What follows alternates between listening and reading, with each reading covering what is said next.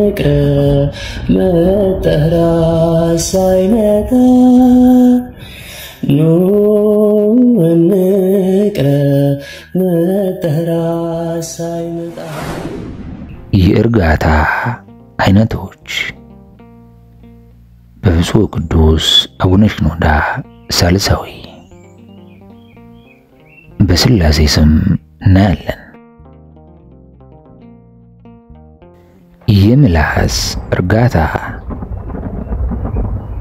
ሰላማዊ አነጋገር ያለው ሰው በሁሉም ዘንድ ይወደዳል።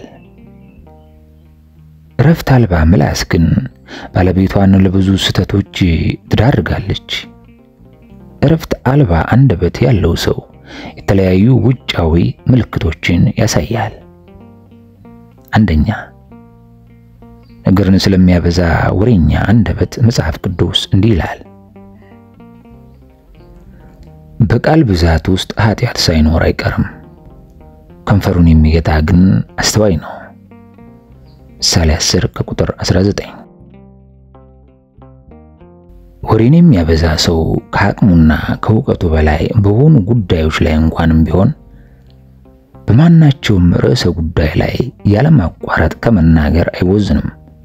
በቃ ዝም ማለት አይችልም። በከንፈሮቹና በጥርሶቹ መካከል ምላሱን መቆጣጠር አይችልም።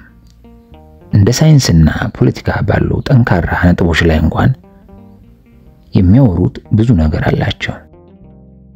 ለወሬኞች ዋናው ጉዳይ መናገራቸው ብቻ ነው። ስለሌሎች ሰዎች ጉዳይ፣ ስለሚስጥራቸውና የግል ጉዳዮቻቸው ሳይቀር ብዙ ያወራሉ። በተቀላላው ምላሳቸው እረፍት የላትም።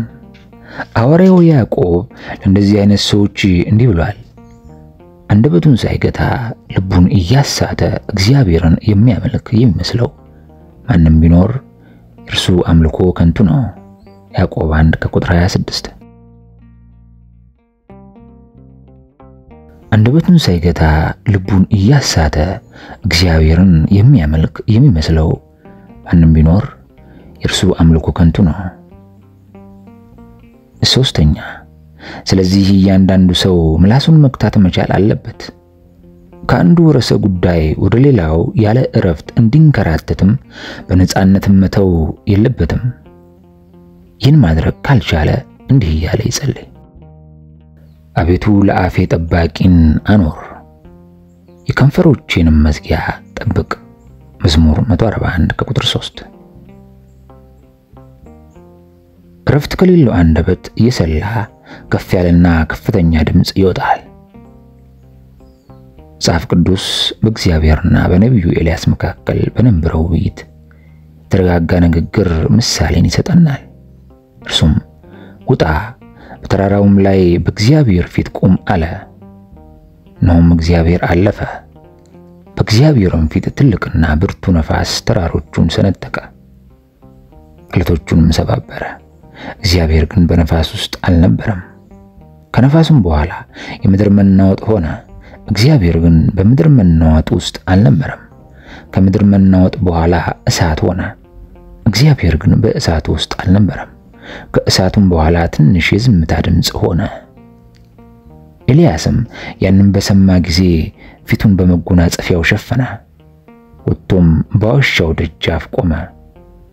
እነሆ ኤልያስ ሆይ በዚያ ምን ታደርጋለህ የሚል ድምጽ ወደ እርሱ መጣ። አንደኛ ነገሥት ምዕራፍ 19 ቁጥር 11 እስከ 13። የተረጋጋ ሰው ጸጥ ካለ ድምጽ ጋር እንደሚያልፍ ነፋስ ይናገራል። እረፍት የሌለው ሰው ግን እንደ ነጎድጓዳማ ነፋስ ባለ ድምጽ ይናገራል። በአውደ ምሕረት ላይ በታላቅ ድምጽ እየሰበኩ ምዕመናንን አጥብቀው የሚገስጹ ሰባኪዎች አሉ። በጥንት ጊዜ የነበሩ የሕዝብ ተናጋሪዎች የአትሮንሱን አምዶች ያንቀጠቅጡና አድማጮቻቸውን በመቀመጫቸው ጠርዝ ላይ እንዲቀመጡ የሚያደርጉ እየተባሉ ጠሩ የነበሩት ሁኔታ እነዚህንም ሰዎች ይገልጻቸዋል። እንደነዚህ ያሉት የስብከት ዘዴዎች መንፈሳዊ ውጤትን ከማምጣት ይልቅ ታዳሚዎችን ያናድዳሉ። መንፈሳዊ ሰባኪ ቅዱሳንን በተረጋጋ መንፈሳዊ ትምህርትና የመንፈስ አሰራር እያሳመኑ ከእግዚአብሔር ፍቅር ይሰብካሉ እንጂ የሰውነት ስሜትን በማነቃቃት ለማሳመን አይሞክሩም። በሌላ በኩል ግን የተረጋጋ መንፈሳዊ ስብከት ዘላቂነት ያለው ነው። በነፍሳችን ላይም ትልቅ ተጽዕኖ ይኖረዋል። ምንም እንኳን አንዳንድ ጊዜ ጮክ ያለ ድምጽ በአደባባይ በጉልህ ለመሰማት ቢያስፈልግም በግል ንግግሮች ላይ መጠቀም አያስፈልግም። የተረጋጋ ሰው ከሌሎች ጋር ሲነጋገር ድምጹን ከፍ አያደርግም። ሰሚው ከሚፈልገው በላይ የሆነ ድምጽ አይጠቀምም። አንዳንድ ሰዎች ውይይት ሲያደርጉ የተጣሉ እስኪመስል ድረስ ድምጻቸው ይናገራል፣ ይገናል። አዎ በእርግጠኝነት ሲናገሩ የሚጮሁ ሲያንሾካሹኩም የሚጮሁ ሰዎች አሉ።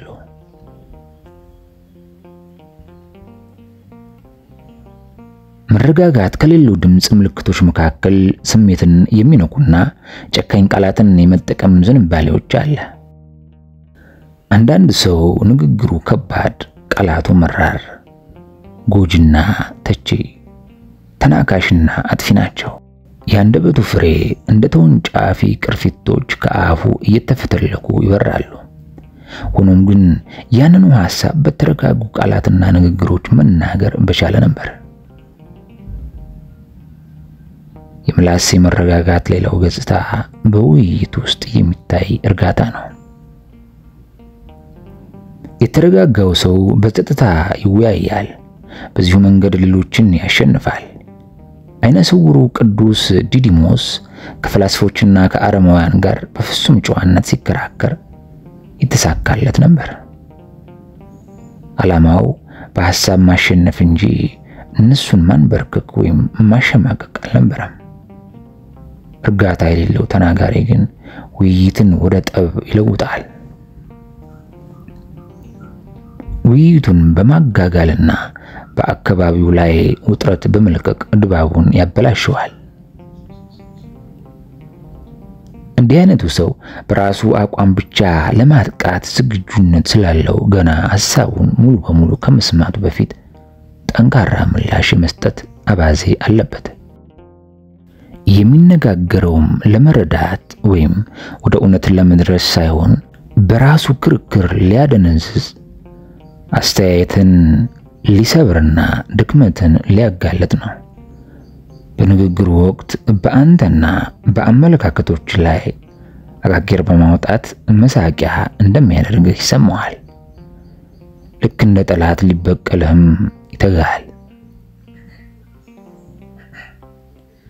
በሌላ በኩል በእርጋታ የሚወያይ ሰው በንግግሩ ጊዜ ፍቅርን አያደፈርስም።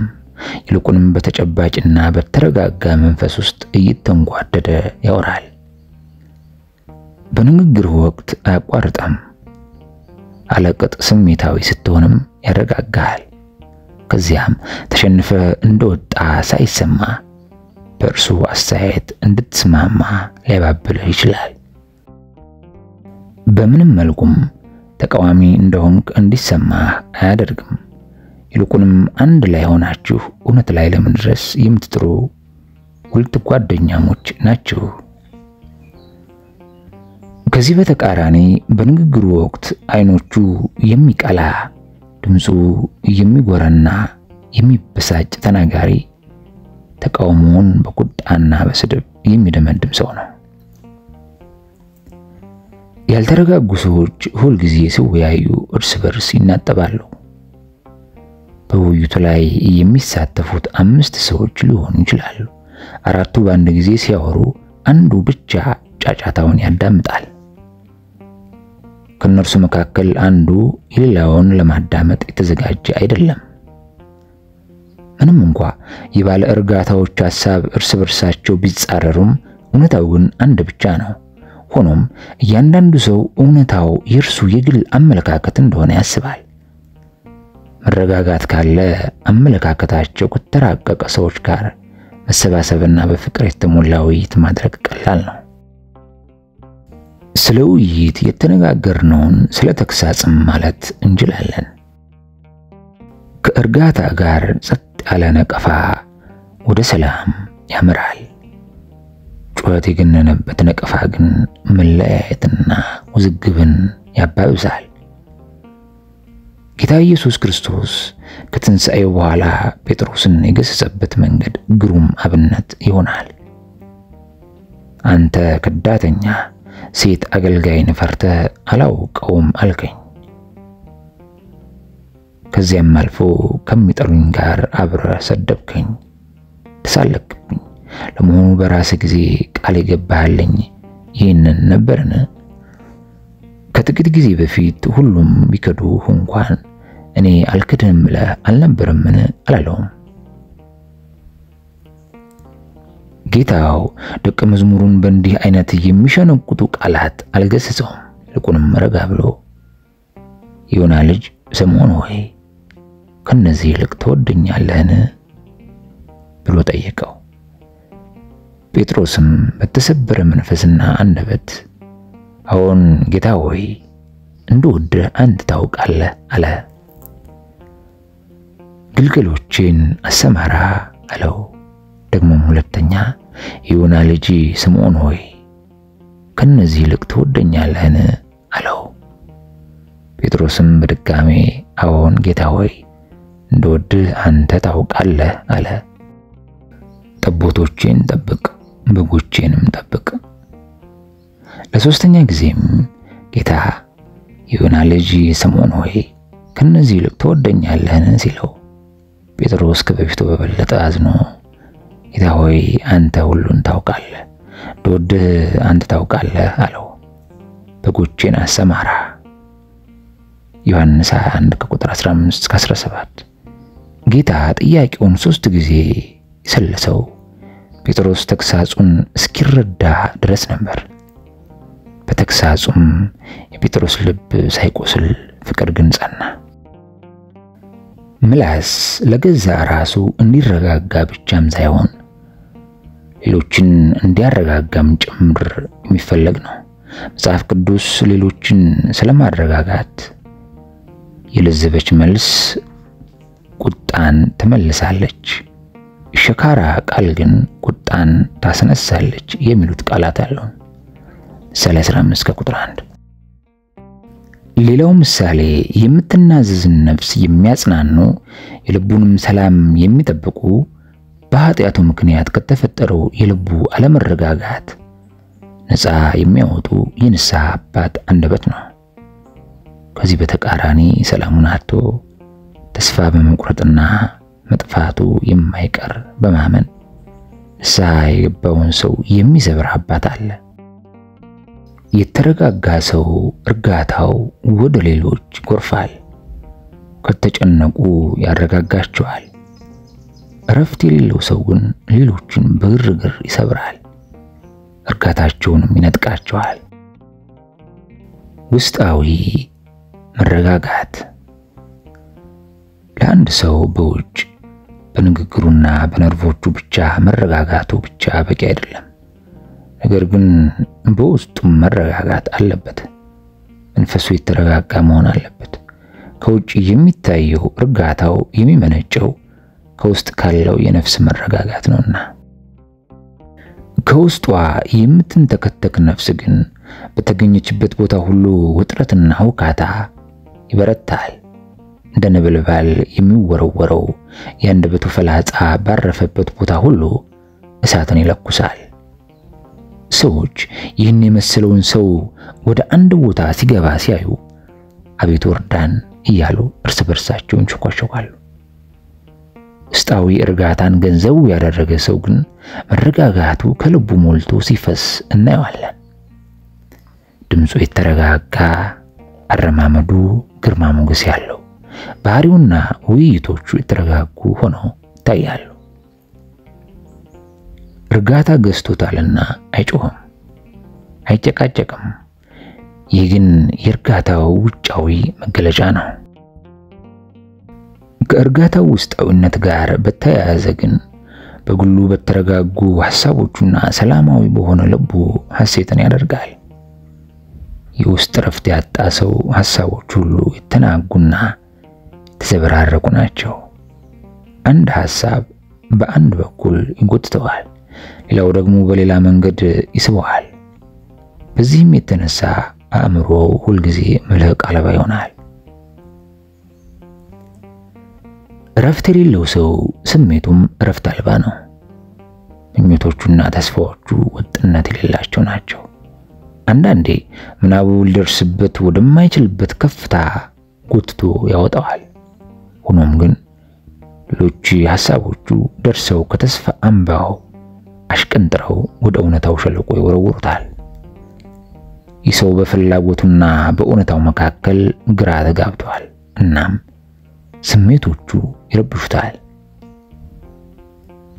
በዚህም የተነሳ ለስውር የስነልቦና በሽታዎች የተጋለጠ ሊሆን ይችላል።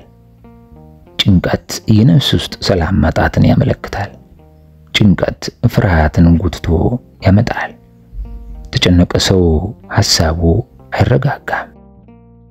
ደግሞም ጭንቀት ጥርጣሬን ሊጋብዝ ይችላል። ጥርጣሬ ደግሞ የነፍስ ሰላምን ይረብሻል። የሚጠራጠር ሰው ውስጣዊ እርጋታን አያውቅም። ይህም ጥርጣሬ ሰውየው ከሌሎች ሰዎች ጋር ያለውን ግንኙነት ያበላሽበታል። የተለያዩ አይነት ጥርጣሬዎች አሉ። ሁሉም ግን የሰላም ማጣትን ያስከትላሉ።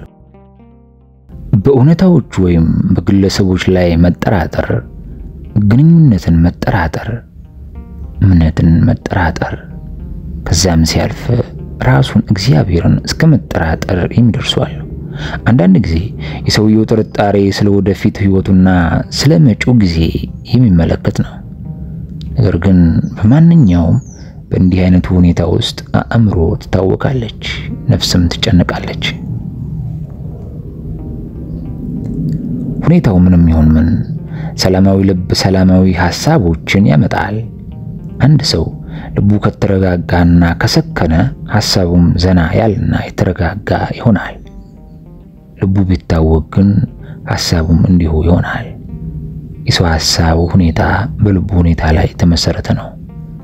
በልቡ ውስጥ የተዳፈኑ አውሎ ነፋሳትና እሳተ ገሞራዎች ካሉ ሐሳቦቹ በገበያ ውስጥ እንደሚሸጡና እንደሚገዙ ዕቃዎች ሆነው ይገኛሉ። አቋማቸው በጣም ደካማ ከመሆኑ የተነሳ በጣም ቀላል በሆኑ ምክንያቶች አንዳንድ ጊዜም ያለ ምክንያት የሚበሳጩ ግለሰቦች አሉ። በዚህ ግራ መጋባት ውስጥ የልባቸው እርጋታ ይደበዝዛል፣ ሐሳባቸው ደፈረሰ ይሆናል። የሐሳብ ረፍት አልባነት ዋነኛ ምክንያቶች ተንከራታችነትና የአስተሳሰብ መዋዠቅ ናቸው። የረጋ አስተሳሰብ በሐሳቡ ርዕሰ ጉዳይ ላይ ያተኮረ ነው።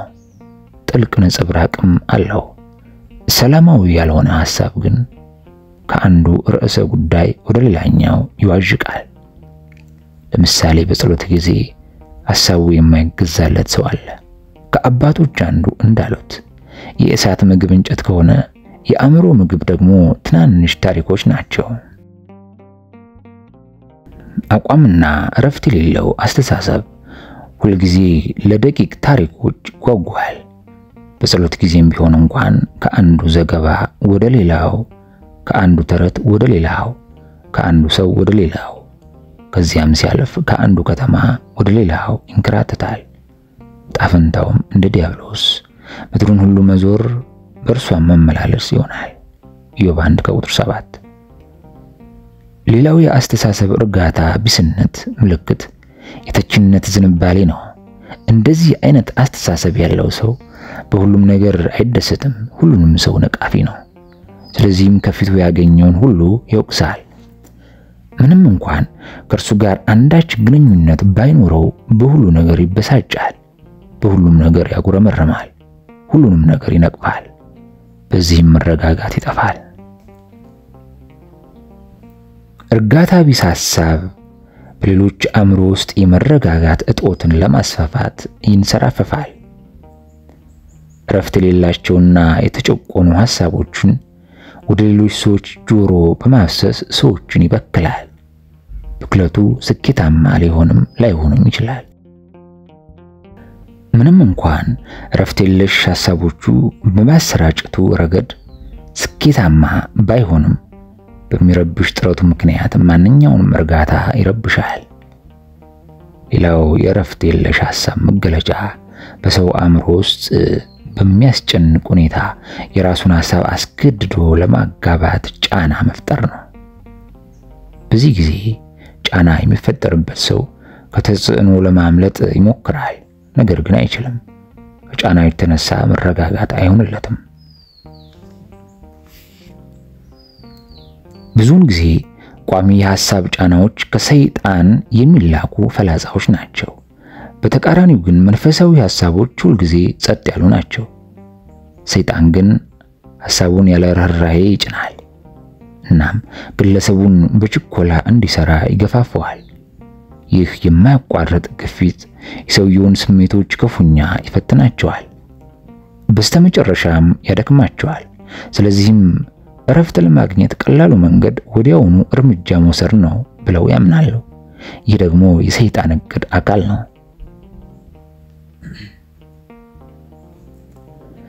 እነዚህ ቋሚ የሐሳብ ጫናዎች ያለ ጥርጥር ችግርን የሚፈጥሩ ናቸው። ሰውየው ምክር እንዲፈልግ፣ እንዲጸልይ ወይም ሐሳቦቹን እንዲመረምርና እንዲወያይ እድል አይሰጡም። በአጠቃላይ ግለሰቡን በኃይል ለማስገደድ የሚተጉ ናቸው።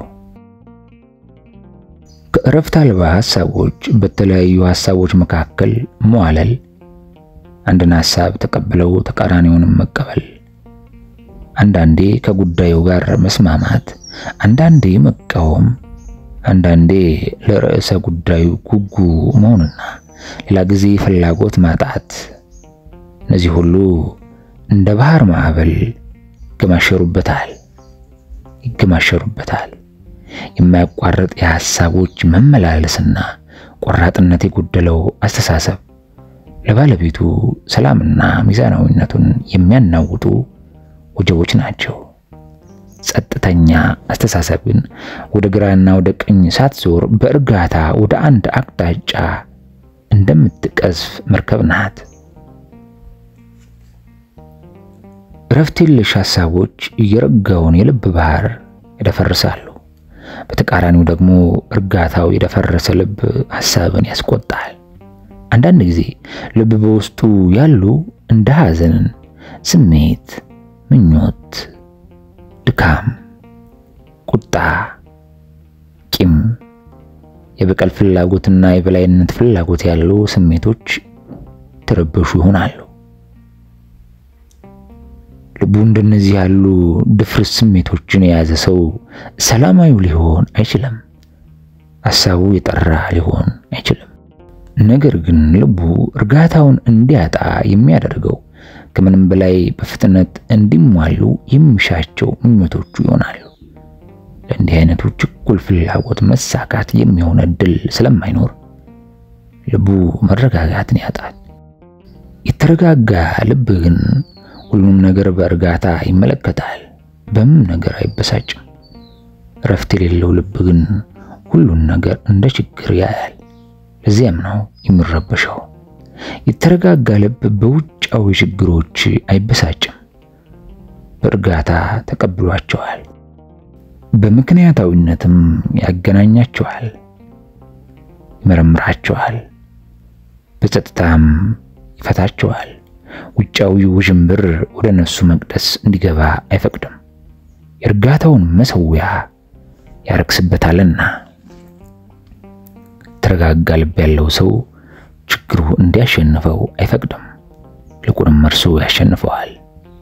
ራሱም እንዲህ ይላል፣ ችግር እንዲያስቸግረኝ፣ እንዲያናደደኝ፣ እንድጨነቅ ወይም እንዲያሳዝነኝ ወይም የአእምሮ ሰላም እንዲያሳጣኝ አልፈቅድለትም ይላል። ችግሩ ከውጭ እንዲቀርና ወደ ነፍሴ ውስጥ እንዳይገባ የልቤን በር እዘጋበታለሁ። ችግሩ ከውጭ እንዲቀርና ወደ ነፍሴ ውስጥ እንዳይገባ የልቤን በር እዘጋበታለሁ። የተረጋጋ ልብ እንደ ጥልቅ ባህር ነው። ችግሮቹ በላዩ ላይ ሊንሳፈፉ ይችላሉ፣ እርጋታውን ግን አይረብሹበትም። ወደ ጥልቁ ቢወርዱ ግን ይማማሉ፣ ጠፋሉ። የተረጋጋ ልብ ለመንፈሳዊ ግብር ተስማሚ ነው። ሰላም ያጣ ልብ ግን መንፈሳዊ ነገሮችን በጥልቀት መመርመር አይችልም። ለመጸለይ ሲሞክር ሐሳቡ ይበታተናል። መጽሐፍ ለማንበብ ሲጀምር አእምሮ ይበዘበዛል። በዚህ ምክንያት አባቶቻችን መንፈሳዊ ሕይወታቸውን መለማመድ የሚችሉት በተረጋጋ መንፈስና በጸጥታ ቦታ ብቻ ስለሆነ ሰላምንና ጸጥታን አጥብቀው ይፈልጉ ነበር። የተረጋጋች ልብ እርጋታዋን በመላው ሰውነት ታሰራጫለች። የልብ መረጋጋት የአስተሳሰብ መረጋጋትን፣ የስሜት መረጋጋትንና የባህሪ መረጋጋትን ያስከትላል ይላል። እርጋታ ከተለያዩ ንዑስ አካላት የተዋቀረ ነው። የስሜት እርጋታ፣ የነርቭ እርጋታና የሰውነት ጸጥታ። ይህም የስሜት ሕዋሳትን እንቅስቃሴዎችን እና ባህሪያትን እርጋታ ያካትታል። በተጨማሪም ውስጣዊ እርጋታ አለ። የነፍስ ሰላም ከልብና ከአስተሳሰብ እርጋታ ጋር የተያያዘ ነው። ከዚህ በተጨማሪ የንግግርና የባህሪ መረጋጋት ይመጣል። እውነተኛ እርጋታ ያለው ሰው በሁሉም መንገድ የተረጋጋ ነው። ባህሪው የተረጋጋ ነው። ከሰዎች ጋር ያለው ግንኙነት የተረጋጋ ነው። ወደ ውጭ ከሚፈነጥቀው ውስጣዊ ሰላም ጋር ይኖራል። በውስጡ ያለው ሰላም ከርሱ እየፈለቀ ወደ ውጭ ይጎርፋል። የሚናገር ከሆነ በእርጋታ ነው። ጽና ሐሳብ ሲኖረውም ሌሎችን ሲመክር በረጋ መንፈስ ይናገራል። በምንም ሁኔታ ውስጥ ቢሆን እርጋታውን አያጣም። ከውጭ የሚመጣ ትንኮሳ በፍጹም አያናውጠውም። ምክንያቱም እርጋታ ባህሪው አንድ አካል ሆኗልና። የባህሪ እርጋታ አለ። አንዳንድ ሰዎች በተፈጥሮ የተረጋጉ ሆነው ሊወለዱ ወይም ከወላጆቻቸው መረጋጋትን ሊወርሱ ይችላሉ። ሌሎች ደግሞ ራሳቸውን በማለማመድና መረጋጋትን በማሰልጠን የተፈጥሯቸው አካል ያደርጉታል። ሌሎች ግን በተቃራኒው ናቸው። በባህሪያቸው መረጋጋት የሌላቸው፣ ተፈጥሯቸውም ቁጡ ነው። እንደዚህ አይነት ሰዎች ባሉበት ቦታ ሁሉ ውጥረት አብሯቸው ይኖራል። ጸብና ብጥብጥ ዙሪያቸውን ይከባቸዋል። ቁጣቸው እንደ ሰደድ እሳት ከትንሽ ብልጭታ ውስጥ ይፈነዳል። አይኖቻቸው በእሳት የተሞሉ ናቸው። ቃላቶቻቸውም የሚፈነዱ ናቸው። ስለዚህም ጥያቄዎቻቸው፣ ትዕዛዞቻቸውና ማስፈራሪያዎቻቸው ወዲያውኑ ነው መፈጸም ያለባቸው። ቁጡ ባህሪ ያለው ሰው ጸጥ ያለ ሰው ሲያገኝ ሊያናድደው ተነኩሰዋል።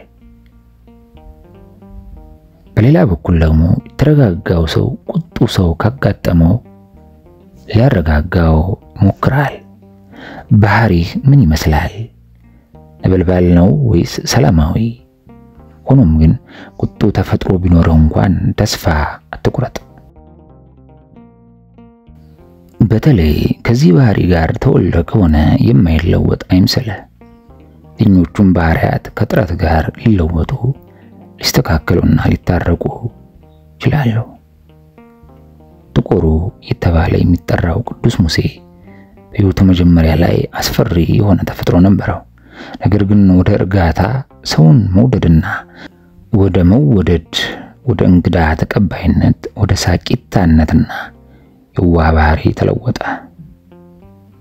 ተወደደው ቅዱስ ዮሐንስ ሕይወቱን በምናውቀው መንገድ አልጀመረም። እርሱና ወንድሙ ያዕቆብ ቦአኔርጌስ ሲባሉ ነበር።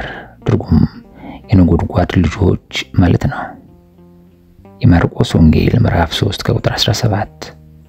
ከሳምራውያን መንደሮች በአንዱ የሚኖሩት ጌታን ለመቀበል ፈቃደኛ ባልሆኑ ጊዜ ያዕቆብና ዮሐንስ እሳትን ከሰማይ ጥራና አጥፋቸው ብለው ነበር የጠየቁት። ነገር ግን ከመንፈስ ቅዱስ እርዳታ ጋር ይህ እሳታማ ተፈጥሮ ረጋ። ዮሐንስም ስለ ፍቅር አብዝቶ ወደሚናገረው ተወዳጁ ዮሐንስነት ተለወጠ። እርጋታን በተመለከተ ልዩነት ያለው በስር በቅርንጫፍና በግንድ ተፈጥሮ መካከል እንዳለው ልዩነት ነው። ቅርንጫፎች በተፈጥሯቸው እንደ ነፋስ አቅጣጫ ወደ ግራና ወደ ቀኝ ይናጣሉ። ሲታጠፉ ለስላሳ ወይም ብርቱ ድምጽ ሊያስከትሉ ይችላሉ። ስሮች ግን ያለ አንዳች ድምጽ በጸጥታ ወደ መሬት ይዘልቃሉ። ምግባቸውን ከመሬት ይስባሉ። በጥረታቸው ረፍት የሌላቸውን ቅርንጫፎችም ይመግባሉ ይላል አባታችን የብፁዕ ቅዱስ አቡነ ሽኖዳ ሳልሳዊ እስከ ማዕዜኑ ከሚለው መንፈሳዊ መጽሐፋቸው የተወሰደ። እስከ ማዕዜኑ አቤቱ እኔ ስጮህ የማትሰማ እስከ መቼ ነው ይላል። የሰማነውን መንፈሳዊ ምክር በልቦናችን ያሳድርብን። የረጋ መንፈስን፣ የረጋ ምላስንና አንደበትን እንዲሁም የረጋ ውስጠትን እግዚአብሔር ያድልን። አሜን።